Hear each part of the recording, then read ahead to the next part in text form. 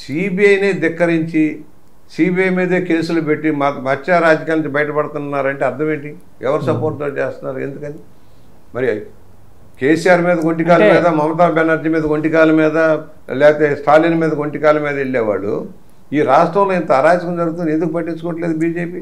అంటే మోడీ గారికి చంద్రబాబు గారితో కంటే కూడా జగన్ గారితో ఎక్కువ బెనిఫిట్ ఉందని వాళ్ళు ఏమైనా ఫీల్ అవుతున్నారా అండి? 100%. అలాగే చంద్రబాబు గారు విజనరీ, ముందు చూపుతూ వెళ్తాడు. వీళ్ళ రాష్ట్రంలో దేశంలో వచ్చిన రోడ్లు నెట్వర్క్కి ఆయనే ప్రధాన కారకుడు. మోడీ గారు వాజ్పేయి గారిని ఒప్పించి నేషనల్ హైవే సిస్టమ్ తెప్పించారు. టెలిఫోన్ రంగంలో పెను మార్పులు తెచ్చింది చంద్రబాబు గారి. ఆయన కమిటీ మెంబర్గా చైర్మన్గా చేస్తే ఆయన చేసి చైర్మన్ వల్లే ఇవాళ టెక్నాలజీ ఇంత రావడానికి కారకుడు, ఐటీ రంగం రావడానికి కారకుడు. ఆయన ఏం తప్పులు చేశాడు? బిజినరీ. ఆయనకి ఏం ముందు చూపు ఉంది, ఏదో చేయాలని తపన ఉంది. పరిశ్రమలు రావాలి, పెట్టుబడులు రావాలి. ఎవరైతే పివి నరసింహారావు గారు ఆర్థిక సంస్థలు ఫస్ట్ ఇంప్లిమెంట్ చేసింది చంద్రబాబు గారే దేశం రాష్ట్రంలో. దాని ఫలితాలు వాళ్ళు తెలంగాణకు వచ్చినాయి, హైదరాబాద్కి తెలంగాణకు వచ్చినాయి, మనకు రాకపోవచ్చు ఆంధ్రాకి. అలాగే సార్ ఓటుకు నోటు కేసు కూడా ఒక విధంగా చాలా మైనస్ చేసింది టీడీపీ పార్టీకి అక్కడ తెలంగాణ. ఓటుకు నోటు కేసు అది కాదండి. ఓటుకు నోటు కేసు ఏంటి? నా బంధం ఆయన ముఖ్యమంత్రికి సంబంధం లేదు, చంద్రబాబు గారికి సంబంధం లేదు. ఓటుకు నోటు కేసు ఏముందని ఒక గోబెల్స్ ప్రచారం చేశారు అంతే అండి. ఆ గోబెల్స్ ప్రచారం చేసి ఆ కేసులో అసలు ఆయన నేనే లేడు.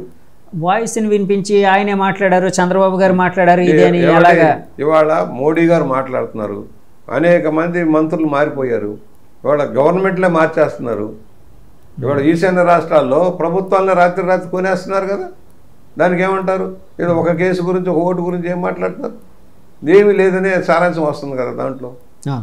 ఇవన్నీ ఏంటంటే అందులో అంటే చంద్రబాబు గారు మాట్లాడింది ఏం మిస్టేక్ ఏం కాదండి. అందులోని అంటే మాకు సపోర్ట్ చేయండి అన్నట్టు అడిగారు, కాదని అంటలేదు. కానీ ఆ వాయిస్ ఆయిందా కాదా అనే దాని మీద కూడా చాలా సార్లు డిఫర్ అయ్యారు కదా, అది ఆయిందేనా కాదా అని. యాక్ట్ అసలు నువ్వు ఫోన్లు ఎలాగా ట్యాప్ చేయడం అందులో ఒక నేరం కదా. అందులో ఒక సీఎం, ఒక రాష్ట్ర సీఎం, అది నేరం కదా. ఒక ప్రభుత్వం ముఖ్యమంత్రి ఫోన్ నువ్వు ట్యాప్ చేసావంటే ముందు నిన్ను బొక్కలేయాలి. దాని మీద మీరు కోర్టుకు వెళ్ళినట్టున్నారు కదండి, మీరు కూడా ఉంది వెళ్ళారు కదండి. టీడీపీ గవర్నమెంట్ అప్పట్లో వెళ్ళింది కదండి వాళ్ళ మీద. అందుకనే ఆయనతో సంబంధం లేదు. ఇప్పుడు ఒక ముఖ్యమంత్రి యాక్ట్ ప్రకారం నేరం, తీవ్రమైన నేరం. ఒక సామాన్యుడు మీ ఫోన్ అయినా నా ఫోన్ అయినా ట్యాప్ చేస్తే నేరం, అన్లెస్ ఎక్సెప్ట్ నేర ప్రవృత్తి కలిగితే. దానికి కూడా చాలా పర్మిషన్లు ఉండాలి కదా. పర్మిషన్లు ఉండాలి. ఒక ముఖ్యమంత్రి ట్యాప్ ఎలా ట్యాప్ చేస్తాడండి? సార్ ఇప్పుడు కేసీఆర్ గారు అంటే చాలాసార్లు వింటూ ఉంటానండి, అంటే మీరు ఫస్ట్ నుంచి పనిచేశారు కాబట్టి అడుగుతున్నాను. యాక్చువల్గా చంద్రబాబు గారు ఆ రోజు కేసీఆర్ గారికి మంత్రి పదవి ఇవ్వకపోవడం వల్లనే ఆయన బయటికి వెళ్ళారు, పార్టీ పెట్టారు అని చాలా మంది అంటూ ఉంటారు. నిజంగా ఆ విధంగానే వెళ్ళారండి ఆయన కేసీఆర్ గారు? పదవి విజయరామారావు గారికి పదవి ఇచ్చి ఆయనకి ఇవ్వలేదనే దుఃఖతోటే వెళ్ళాడు. లేకపోతే తెలుగుదేశంలో ఉంటే ఆయన మంత్రిగా ఉంటే అసలు తెలంగాణ యా స్టేషనే లేదు, యా స్టేషనే లేదు. ఓకే. ఎప్పుడైనా తర్వాత తెలంగాణ ఏర్పడిన తర్వాత కేసీఆర్ గారిని మీరు ఎప్పుడైనా స్నేహంగా ఎప్పుడైనా కలిసిన సందర్భాలు ఉన్నాయండి? ఒకసారి వివాహంలో కలిసాను, చౌదరి గారు బాగున్నారని అడిగాడు. నేను మళ్ళా కలవను. రాజకీయాలే ఫ్రెండ్షిప్ అండి, అది వేరే విషయం, తప్పేం కాదు. కానీ ఇప్పుడు కలవాలి, నాకు బాగా సన్నిహితంగా ఉండేవాడు. ఓసారి మహానాడుకు వచ్చినప్పుడు మా ఇంటి దగ్గర ఒక రోజుల్లో ఉండి వెళ్ళాడు. ఓకే. ఆయన టీడీపీలో ఉండేటప్పుడు? టీడీపీలో ఉన్నప్పుడు, టీడీపీ 93 మీటింగ్. ఓకే. ఇక్కడే ఉన్నా, ఇక్కడికి వచ్చాడు మీటింగ్ వచ్చి. ఓకే. నేను ఎప్పుడు వాడుకోను. చాలా మంది ఫ్రెండ్స్ ఉన్నారు మంత్రులు తెలంగాణలో, చాలా మంది మంత్రులు నా ఫ్రెండ్స్ మంత్రులు. నేను ఎప్పుడు ఎవరిని ఎర్రబెల్లి దయాకర్ రావు గారు బాగా స్నేహితుడండి, దయాకర్ బాగా స్నేహితుడండి. కానీ సార్ ఇప్పుడు చంద్రబాబు నాయుడు గారు దయాకర్ రావు గారిని చాలా నమ్మి టీడీపీ పార్టీని ఒక విధంగా నష్టపోయేటట్టు చేసుకున్నారు అని వినిపిస్తూ ఉంటుందండి. ఎందుకంటే ఆయన అంటే వీళ్ళందరినీ కేసీఆర్ గారి దగ్గరికి తీసుకుని వెళ్ళడానికి టీడీపీ వాళ్ళని అందరినీ అందులో జాయిన్ చేయడానికి దయాకర్ గారు ఒక మూల సూత్రధారి అని చెప్తూ ఉంటారు. నిజమేనా సార్ అది? ఎప్పుడైతే విభజన జరిగిందో, రాష్ట్ర విభజన జరిగిన తర్వాత చంద్రబాబు గారు ఇటు వచ్చేసారు, అక్కడ దిక్కు లేదు, పార్టీకి పెద్ద దిక్కు లేదు, ఇక ఆల్టర్నేటివ్ లేక అటంతా వెళ్ళిపోయారు. చాలా ఇప్పుడు సగం క్యాబినెట్ అంతా తెలుగుదేశం వాళ్ళే కదా. అంతే అండి, ఇక్కడి నుంచి వెళ్ళిన వాళ్ళే కదా. వాళ్ళు చెప్తూ ఉంటారు కదండి, టీడీపీ టీఆర్ఎస్ ప్రభుత్వం కదా, అది టీడీపీ ప్రభుత్వం అన్నట్టే చెప్తూ ఉంటారు కదండి. అవును. అంటే కాదండి, అప్పట్లోని అంటే దయాకర్ రావు గారు కూడా ఈయనతో అంత క్లోజ్గా ఉండి కూడా సడన్ గా జంప్ అవడం అంటే కొంతమంది అటువైపు వెళ్ళడానికి దోహదం చేశారని వింటూ ఉన్నాను. ఇప్పుడు ఆయనకి అంతంత దూరంగానే ఉండేవాళ్ళం చంద్రబాబు గారికి. మేము క్లోజ్ క్వార్టర్ లో ఉన్నాళ్ళం కాదు, వాళ్ళంతా క్వార్టర్ వాళ్ళే. శ్రీహరి గారు, దయాకర్ రావు వీళ్ళందరూ కూడా ఆయన క్వార్టర్ క్లోజ్ గా ఉండే వాళ్ళే వెంటనే వెళ్ళిపోయారు. అంటే మీలాంటి వాళ్ళందరూ పార్టీని కాపాడుకుంటూ ఉన్నారు.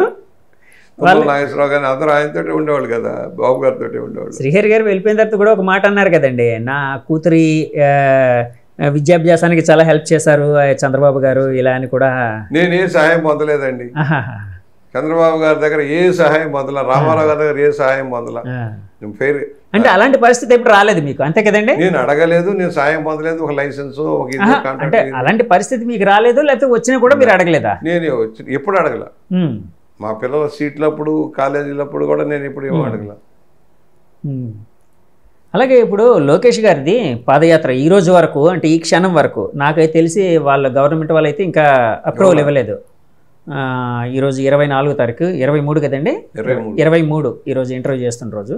సో ఇప్పటి వరకు ఇవ్వలేదు. సో మీరు ఏ విధంగా అంటే ముందుకు తీసుకుని వెళ్దామని మీ ప్లానింగ్ అంతా ఏ విధంగా ఉంది సార్? ఇచ్చినా ఇవ్వకపోయినా పాదయాత్ర కొనసాగిస్తాం. ఎన్ని అడ్డంకులు వచ్చినా ముందుకు సాగుతాం. As per guidelines of the సుప్రీంకోర్టులో ఉన్న గైడ్ లైన్స్ కానీ రాజ్యాంగబద్ధంగా ఉన్న హక్కులను ఉపయోగించుకుంటాం.